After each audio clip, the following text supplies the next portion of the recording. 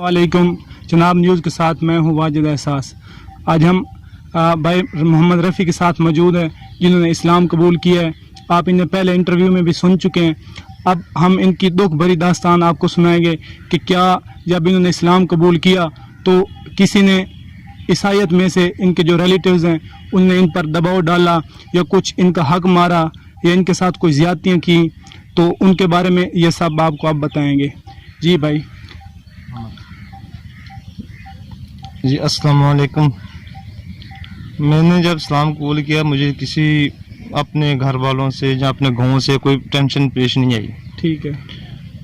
मगर जैसे मैं पाँच महीने पहले तो मैं वैसे बाहर रहा हूँ क्योंकि इलाके से जैसे मैं इधर आया हूँ तो मेरे ससुराल वालों ने मेरे ऊपर दबाव डालना शुरू कर दिया। वहाँ से आगे हालांकि उनसे मैंने 5 लाख रुपया और 4 तोले जेवर है जी। और जो मैं मुल्तान में हैश पजेर था तो वहाँ से मेरा सामान जो उठा के ले गए हैं वो भी उनके पास है। ठीक है।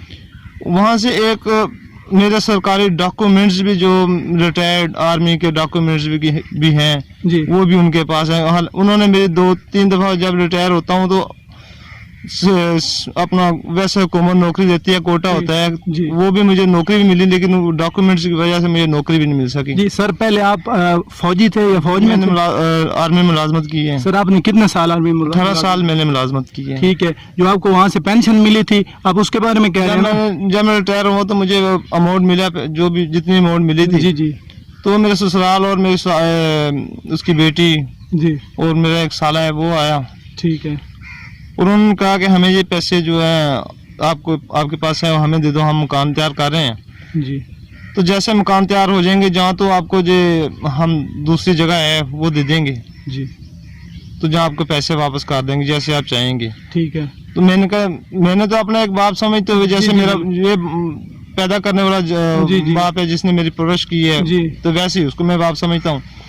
लेकिन उन्होंने मेरे साथ ज्यादती की है कि जब पैसे ले लिए जब और उन्होंने जब मुल्तान था तो उन्होंने मेरे साथ धोखा किया कि आप ऐसा करें, हमारे पास पैसे नहीं है तो आप इधर आ जाएं तो हम आपको जगह दे देंगे। ठीक है।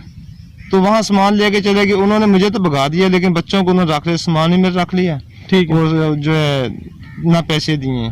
अच्छा सर, वो आपको इस वजह से पैसे नहीं दे रहे कि आपने इस्लाम कबूल किया है? बिल्कुल इसी वजह से जब मैंने इस्लाम कबूल कर लिया तो फिर वो अपना मुझे अलहदा हो गए। तो जी, तो नाज़रीन आपने सुना मोहम्मद रफ़ी साहब कह रहे हैं कि जब इन्हें इस्लाम कबूल किया तो इनके ससुराल ने इनकी पेंशन के सिलसिले में जो इन्हें 5 लाख रुपए उनको दिए थे तो उनने वो जब्त कर लिए। अब वो इन्हें वापस नहीं कर रहे क्योंकि इन्हें इस्लाम कबूल कर रही है। वो कहते हैं कि आप वापस आ जाओ इनके मज़हब में तो फिर तो आपको पैसे दे देंगे, नहीं तो फिर इन्हें वो बेयार मददगार छोड़ रहे हैं। तो हम सब मुसलमान इनके साथ हैं और हम कानून नाफिज करने वाले इदारों से दरख्वास्त करते हैं कि वो इनके साथ खड़े हों और इन्हें मुकम्मल सरपरस्ती दें।